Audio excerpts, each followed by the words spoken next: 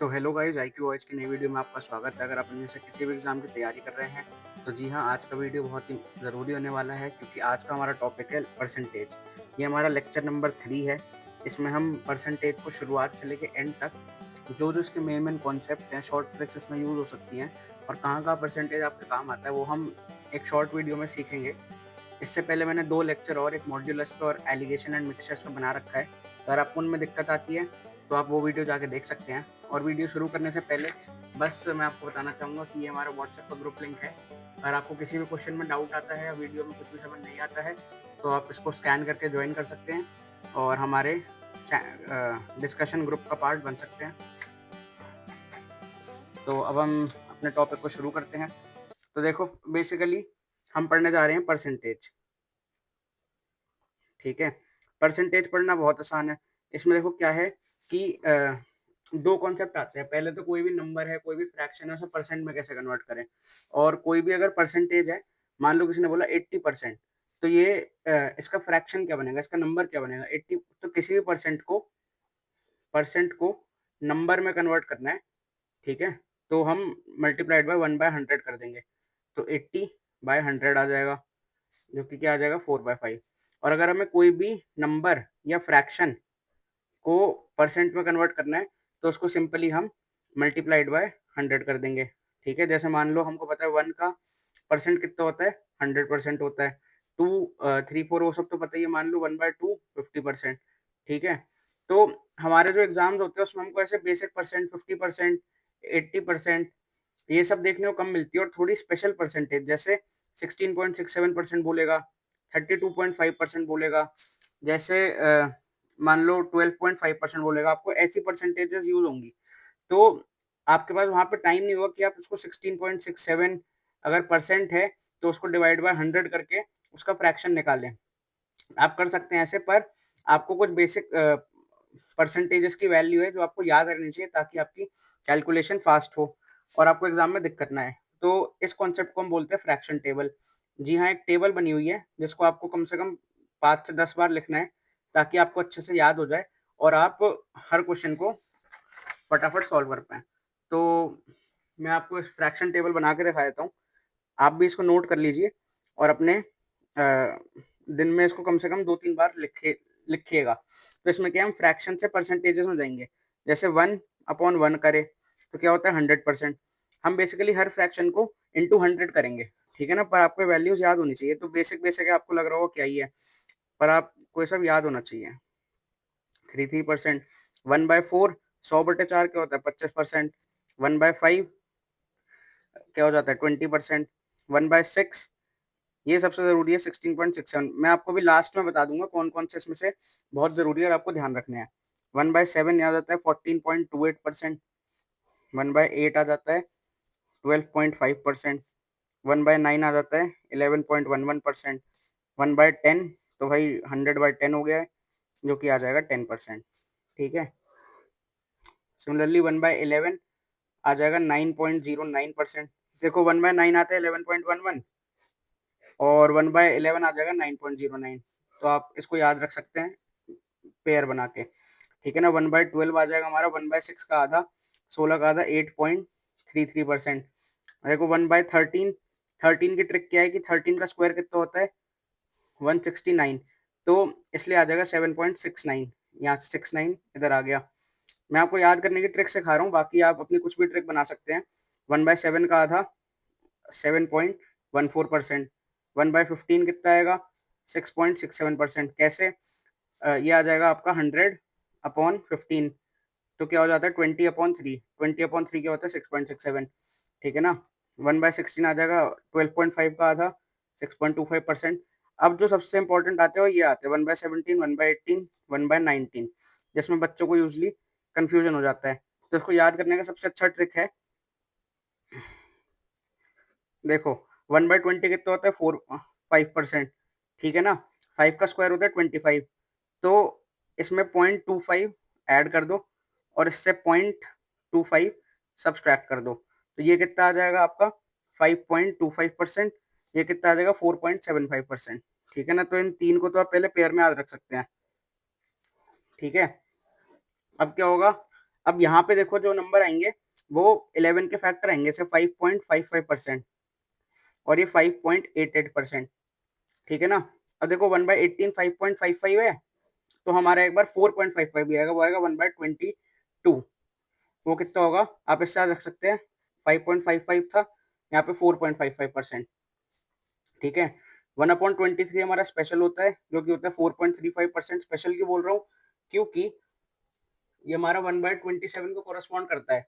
1/27 sorry 1/29 हमारा आ जाता है 3.45%। तो देख रहे कैसे इसमें 4 और 3 का इंटरचेंज हो जाएगा, ठीक है ना। फिर से एक और बार 24 1/25 1/26। तो जब भी 5% आया तो उसके स्क्वायर का हमने यूज किया।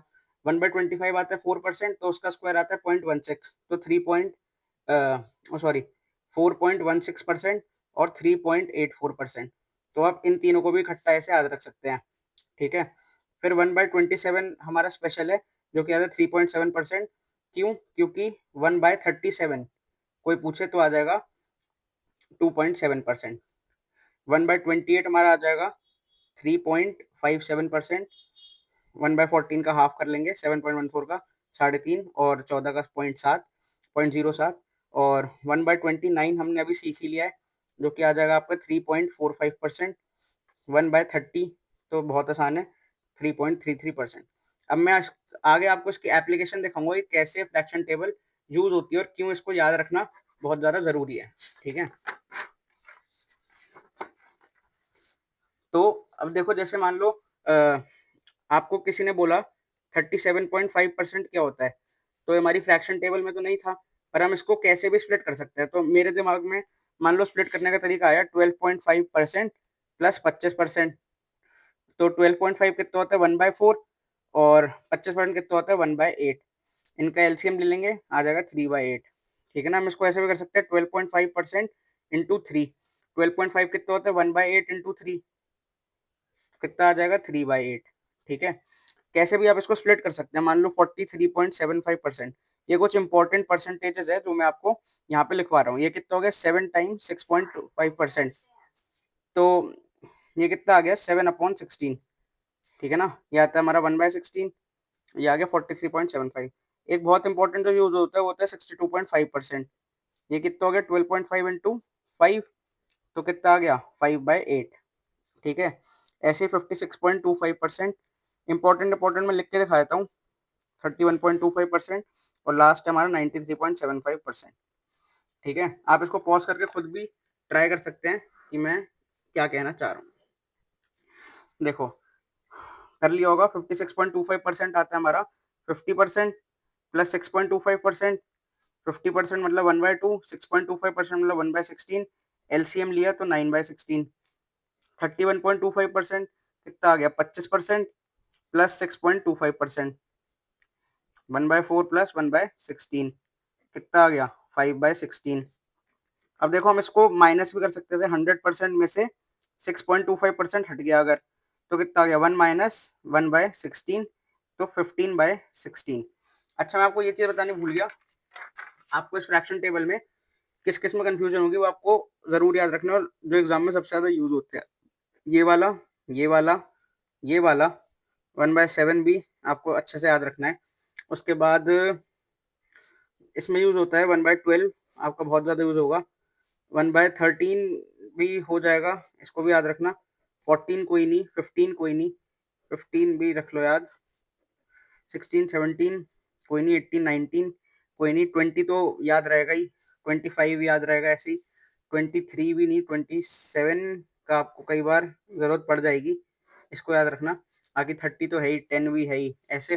तो बेसिक बेसिक इन सबको आपको अच्छे से याद रखना है, ठीक है। अब मैं आपको सिखा रहा हूँ कि हमने इंपॉर्टेंट फ्रैक्शन जो सबसे ज्यादा एग्जाम में यूज होते हैं उनको मैंने आपको ये बता दिया कि 3/8 होता है, तो आपको रटने की जरूरत नहीं है।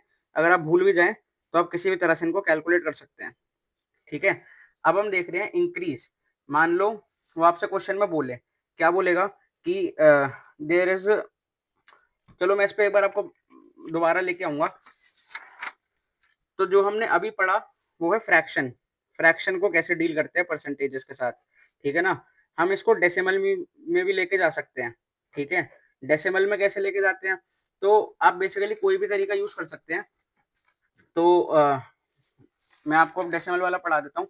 इसमें क्या है कि मान लो आपके पास एक नंबर x है, कोई बोले नंबर 20% इंक्रीज हुआ है, तो 20% इंक्रीज का मतलब x की वैल्यू 20% ज्यादा हो गई। मान लो पहले 100 था तो 120 हो गया है, तो 120 कैसे हुआ, मतलब 100 मल्टीप्लाइड बाय 1.2 हो गया है, ठीक है ना। तो ये x इंटू 1.2 हो जाएगा।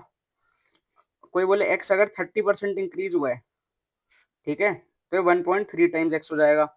बाकी इसमें कोई फॉर्मूला नहीं है, कोई ट्रिक नहीं है, आपको समझना है। मान लो कोई बोले 8% इंक्रीज हुआ है, मैं आपको बहुत सारे एग्जांपल लेके दिखाऊंगा, तो 1.08 एक्स हो गया। एक्स मान लो 97.3% इंक्रीज हुआ है, तो 1.973 टाइम्स एक्स हो जाएगा।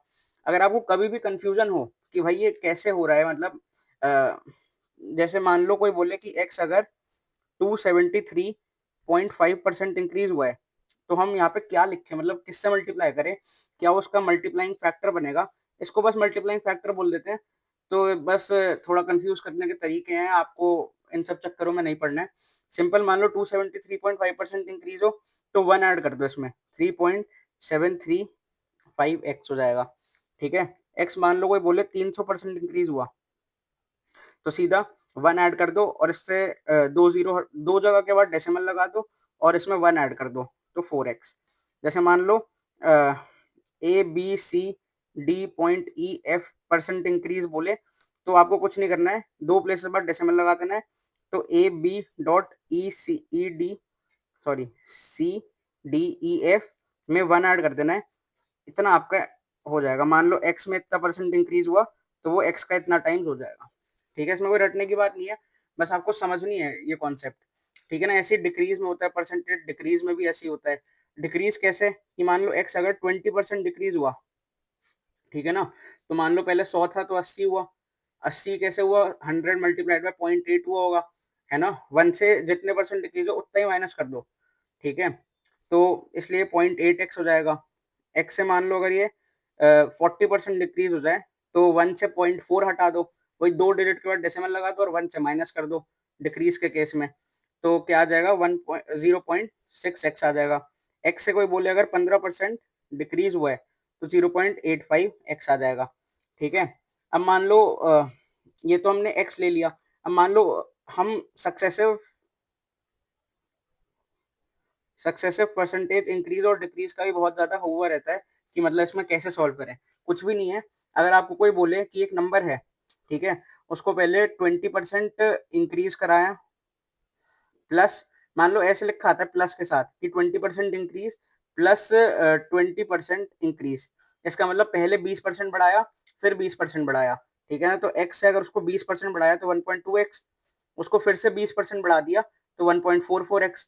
तो टोटल इंक्रीज कितने का आ गया, x से 1.44x का, तो कितने का बढ़ा, 0.44 बढ़ा अपॉन 1 इंटू 100, मतलब लिख के दिखाता हूँ, 0.44 बढ़ा अपॉन 1 इंटू 100, तो बेसिकली 44% का इंक्रीज आया है, ठीक है।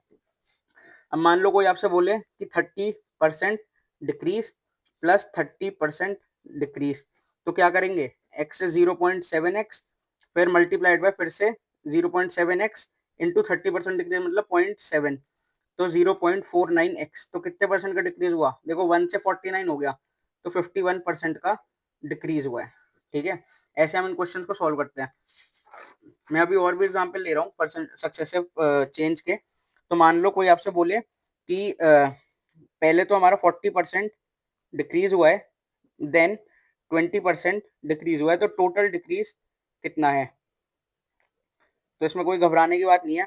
40% डिक्रीज मतलब x हो गया 0.6x, फिर 20% डिक्रीज हो गया मतलब 0.6x इंटू 0.8, तो इनको मल्टीप्लाई कर दो 48 0.48x, कितना डिक्रीज आ गया, 52% का डिक्रीज आ गया।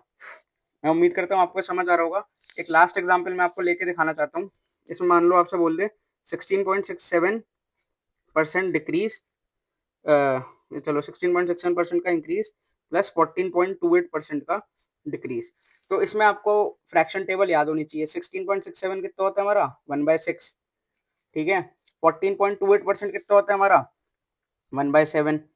तो अगर x को बोले कि भाई 1/6 टाइम्स इंक्रीज हुआ है, तो मतलब x की वैल्यू 1 + 1/6 हो गई है, कितनी हो गई 7x/6 हो गई, ठीक है। अब 7x/6 हमारा 1/7 टाइम्स डिक्रीज हो गया, मतलब 1 - 1/7 कितनी हो गई 7x/6 और इंटू 6/7, तो ये कट गए और 7 से 7 भी कट गया, तो x से वैल्यू x ही रही।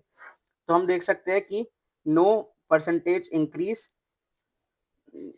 नो परसेंटेज डिक्रीज, ना ही तो कोई भी इंक्रीज हुआ है ना ही कोई भी डिक्रीज हुआ है।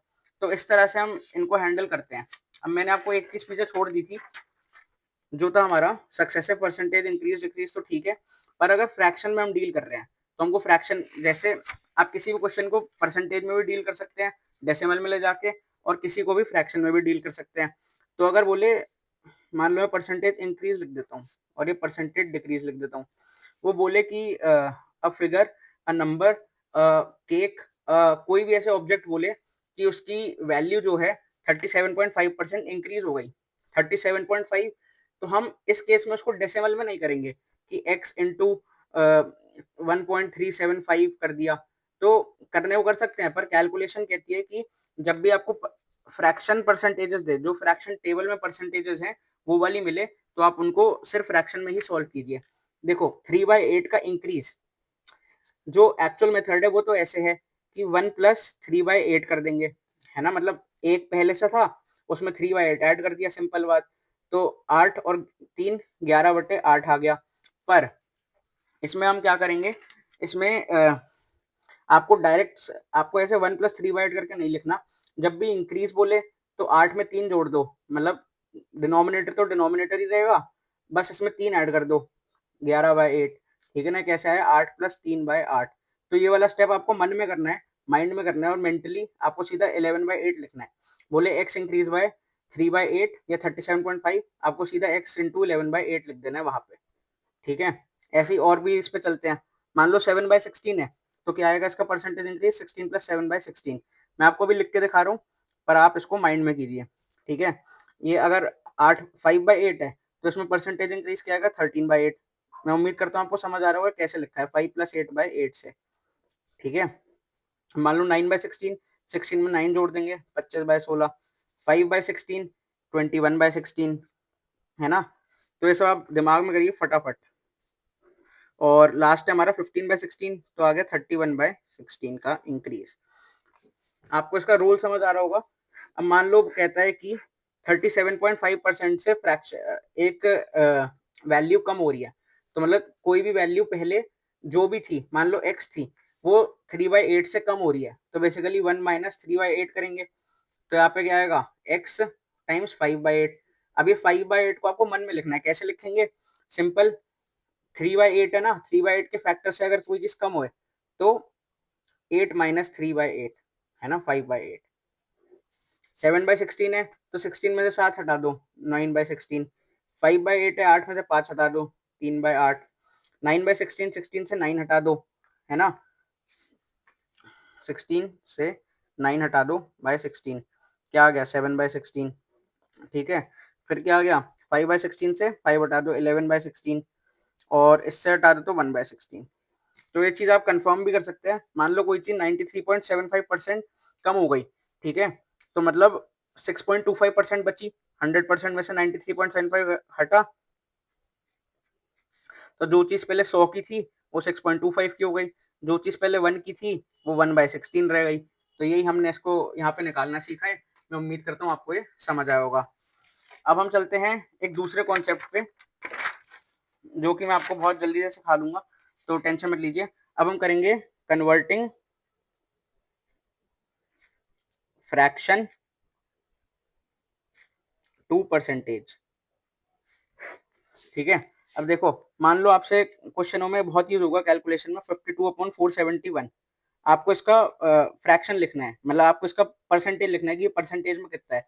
तो आप क्या सोचोगे कि भाई 52 को 471 से डिवाइड करेंगे, अच्छा ये जाएगा नहीं, तो ये कितनी बार में जाएगा, क्या होगा, आप ऐसे करेंगे। पर आपको एग्जाम में इतना टाइम नहीं है कि आप ये करो। सिंपल देखो, 471 डिनोमिनेटर को पकड़ लो, इसका 10% कितना है 47.1, 1% कितना है 4.71, ठीक है। तो हम इसको लिख सकते हैं 10%, जो कि आ गया 47.1 प्लस कर देंगे, कितना बचा 47 में ये बचा, तो 5/471। तो 5 कितना बचा, अब देखो 471 का 1% है 4.71, ठीक है, तो 5 कितना होगा, लगभग लगभग 1% ही होगा, तो अप्रोक्सीमेटली 11.1% आप इसको आंसर दे सकते हैं। मैं उम्मीद कर रहा हूँ आपको समझ आ रहा होगा। जैसे मान लो 35/533 बोले, ठीक है ना, डिनोमिनेटर को पकड़ लो 10%, 53.3, 1% 5.33, ठीक है, तो 35 को हम लिख सकते हैं 10%, तो 53 हो जाएगा, पर ये 35 उससे कम है, तो 10% से कम, कितना कम, 18 कम अपॉन 533। 18 कितने परसेंट हुआ, जब 1% है 5.33, तो लगभग 3% से कुछ ज्यादा, मान लो 3.2% कुछ आएगा, है ना, तो 10 से 3.2 हटे, तो लगभग लगभग लगभग लगभग हम देखें तो 6.7 6.6% के आसपास हम अपना आंसर दे सकते हैं। तो इसी के साथ मैं आपको एक होमवर्क, हमारा पहला होमवर्क देना चाहूंगा, होमवर्क 1 में मैं आपसे चाहूंगा कि आप 64/519 की क्या वैल्यू आएगी परसेंटेज में, इसको हमें कमेंट्स में करके बताएं। ये आपका होमवर्क 1 है, कमेंट्स में हमें इसका आंसर बताएं, जो सही कमेंट होगा मैं उसको एक लाइक दे दूंगा, वरना वीडियो के लास्ट में मैं कमेंट भी कर दूंगा, जब मतलब वीडियो में डाल दूंगा उसके बाद कमेंट्स में खुद भी आंसर डाल दूंगा, ठीक है। अब हम आते हैं अपने आज के लास्ट और सबसे इंपॉर्टेंट कॉन्सेप्ट पे, जो कि है mental fraction comparison. Mentally fraction को हमें कंपेयर करना है, कौन सा फ्रैक्शन बड़ा है, कौन सा फ्रैक्शन छोटा है। जैसे आता है ना कि which of the fraction is largest among all, तो आपको बस वही कंपेयर करना है। तो इसमें हमारे पास 3 ट्रिक्स हैं। मतलब मान लो इफ न्यूमरेटर बढ़ रहा है और डिनोमिनेटर घट रहा है, तो तुम्हारी आइडियल कंडीशन है, इसमें तुम्हारा फ्रैक्शन इंक्रीज करेगा, ठीक है। एग्जाम्पल के लिए 231/237 से फ्रैक्शन जा रहा है 234/233, तो देखो यहाँ पे कितने का इंक्रीज है, न्यूमरेटर में, न्यूमरेटर बढ़ गया और 233, डिनोमिनेटर 4 से घट गया, तो भाई ये तो ऑब्वियस सी बात है कि बढ़ ही गया है, क्योंकि न्यूमरेटर इंक्रीज और डिनोमिनेटर डिक्रीज, तो ये बढ़ जाएगा, कोई दिक्कत नहीं। सेकंड हमारे पास कंडीशन आती है if numerator decreases and denominator increases, तो ऐसे केस में तो भाई हमें पता है कि ये वर्स्ट कंडीशन है और हमारी जो फ्रैक्शन की वैल्यू है वो घट जाएगी। मान लो 231/237 से 221/241, तो यहाँ पे हमारा -10 हो गया, न्यूमरेटर ही कम हो गया और डिनोमिनेटर उल्टा बढ़ गया, तो इसका मतलब हमारे फ्रैक्शन की वैल्यू घट गई, तो इनिशियली ही ये बड़ा था, बाद में छोटा हो गया, ठीक है। ये हो गया जब दोनों में चेंज है ना, जब न्यूमरेटर भी बढ़ रहा है डिनोमिनेटर भी घट रहा है, तो ये हमारा टोटल फेवरेबल केस हो गया, ये हमारा टोटल अनफेवरेबल केस हो गया।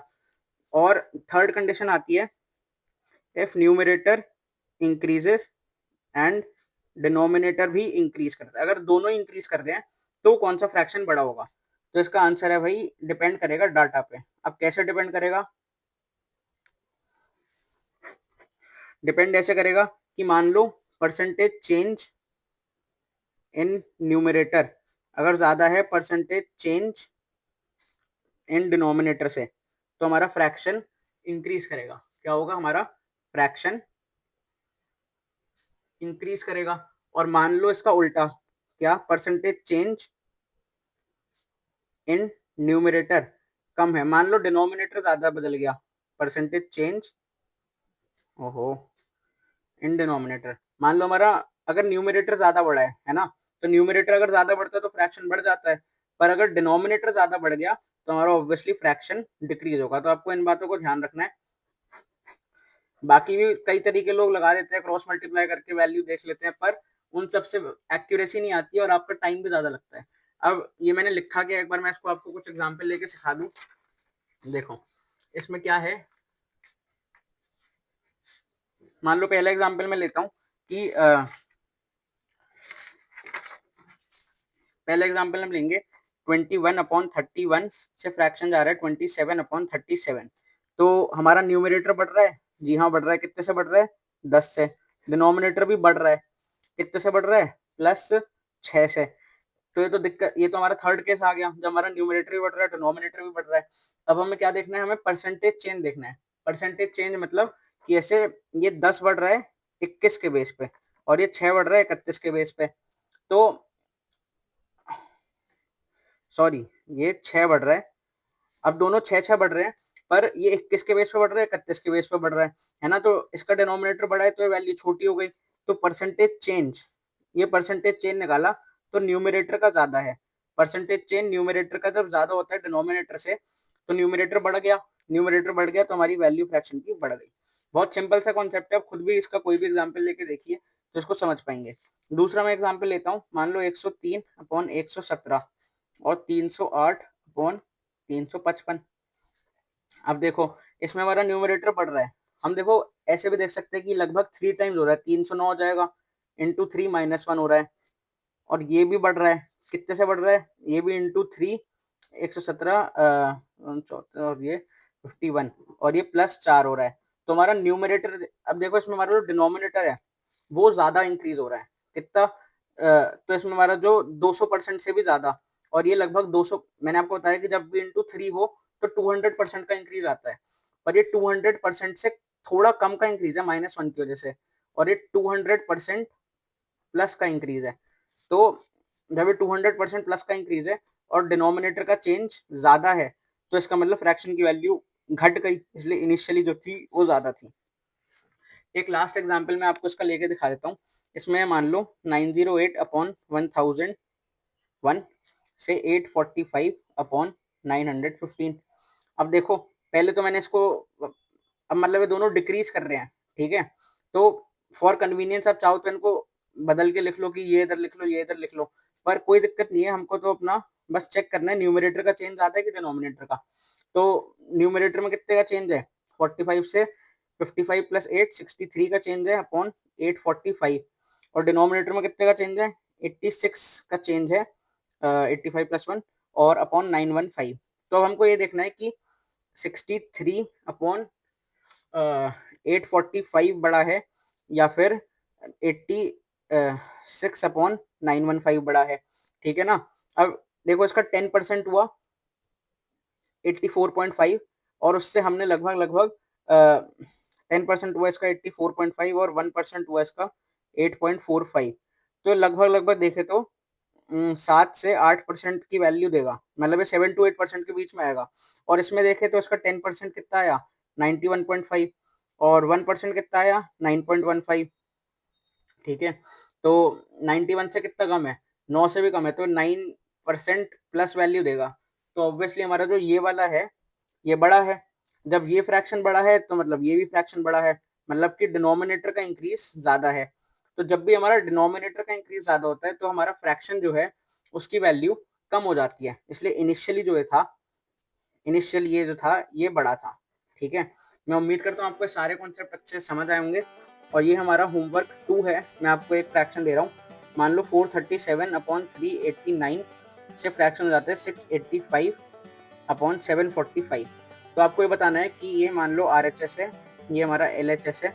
आपको कमेंट में बताना है कि RHS बड़ा है कि LHS बड़ा है। तो इसका सही कमेंट हमें आंसर में बताइए, सही आंसर हमें कमेंट में बताइए। और हमारी वीडियो कैसी लगी वो हमें ज़रूर बताइए। मैं उम्मीद करता हूँ आपको वीडियो पसंद आई, और थैंक यू ये वीडियो देखने के लिए। ये हमारा परसेंटेज कॉन्सेप्ट यहाँ पे ख़त्म हुआ, और फिर से मैं आपको व्हाट्सएप ग्रुप दिखा देता हूँ। आपको अगर ज्वाइन करना है तो इसको स्कैन कर लो, और हमारे को कोई भी डाउट हो तो ग्रुप में पूछ लो, मुझसे बात करनी है तो सीधा DM कर दो। थैंक यू हमारे इस वीडियो को देखने के लिए।